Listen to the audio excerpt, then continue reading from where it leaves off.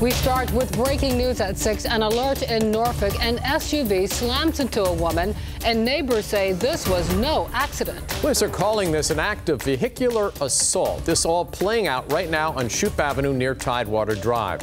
And that's where we find 13 News Now reporter Robert Boyd. He's live with the very latest. Robert.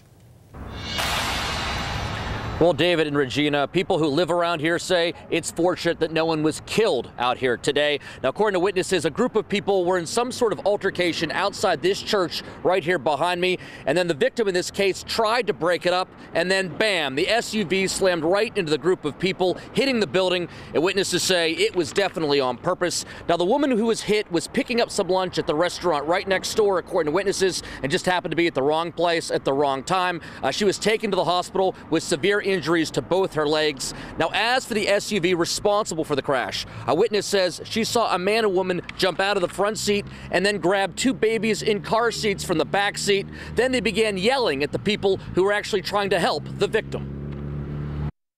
The lady with the children, she was real hyper and she was pacing back and forth. And then after that, she was screaming at them people over there.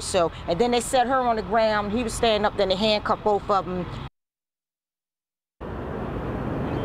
Now, police have officially arrested that woman who was driving the SUV, but right now they are not releasing what charges she is facing, but they are investigating this case as a vehicular assault. Live in Norfolk, Robert Boyd, 13 News Now. Emotional testimony today from the Portsmouth police officer shot 5 times. Fighting tears, Officer Angelina Baclini says she's still in a lot of pain. Her testimony came as the Commonwealth rests its case against Will Patterson Jr., the 16-year-old you see right there, accused of shooting her. Tonight, the teen's fate is in the hands of a jury. 13 News Now reporter Jacqueline Lee kept us updated on Twitter all day long. She joins us live as we wait for a verdict.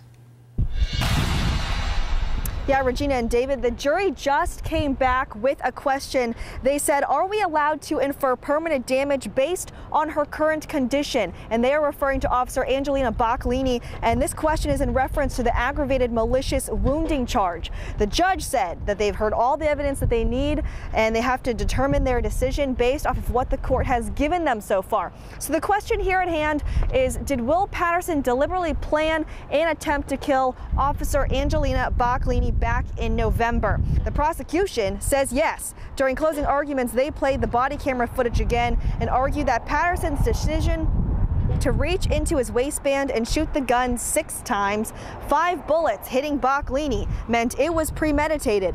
But the defense focused on the circumstances leading up to the shooting. Baclini followed Patterson on his bike for 3 blocks. She didn't tell him to stop, and instead, the defense argued she used her car to knock Patterson off of his bike before the shooting.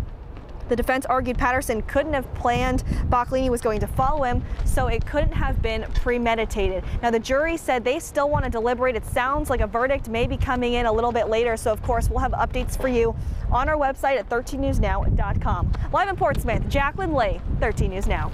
Jacqueline, thank you. Right now, Norfolk, a shooter is still on the run after a deadly shooting in Young Terrace last night. Within the last hour and a half, we learned the victim is 27-year-old Robert Lucas III. People living in the area say crime in the area needs to stop, but police say overall crime is down 13% compared to this time last year. Here on the city's website, in a 1-mile radius around Young Terrace in the past month, there have been 143 crimes, including assaults, robberies, and drug violations.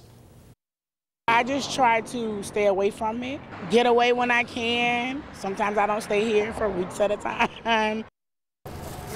Tell us they are stepping up patrols in the area after last night's homicide. They will have officers in cars, they tell us, also on foot and on bikes. Quincy Davis is laid to rest 11 years after he vanished.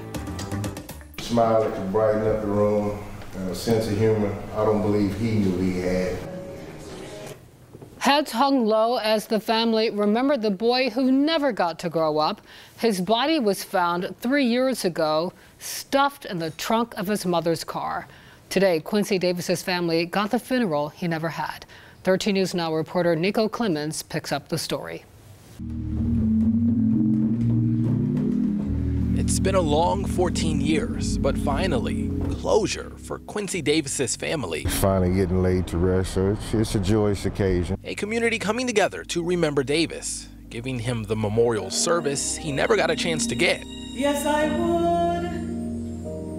The last time anyone saw Davis was 2004 when he and his mom, Tanya Slayton, moved away from Virginia Beach. Then, 2015, a state trooper found Davis's body in the back of his mom's car during a traffic stop. A judge sentenced Slayton to 8 years in prison earlier this year. And just to see the community come out and support a stranger and the family like they have, it's so admirable. Davis's uncle, Rodney Martin, got emotional as he described his nephew. You ever been somewhere, just a room full of people, and somebody walks in and everybody wants to know who that is?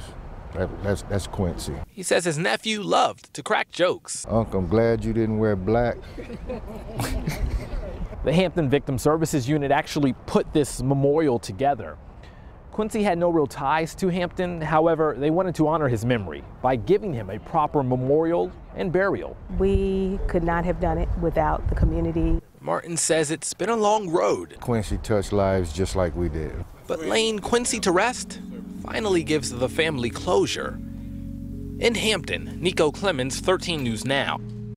164 is moving now as we look live right there. A deadly crash shut down the Western Freeway for hours, creating a rush hour mess. 13 News Now was there as police closed the eastbound lanes near College Drive.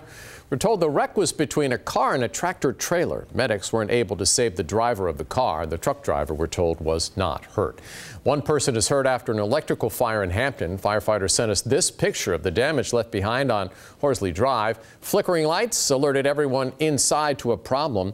One man went to go find out what was going on and was burned on his hands and arms. He's doing okay tonight. Investigators blame a problem with the meter for sparking that fire.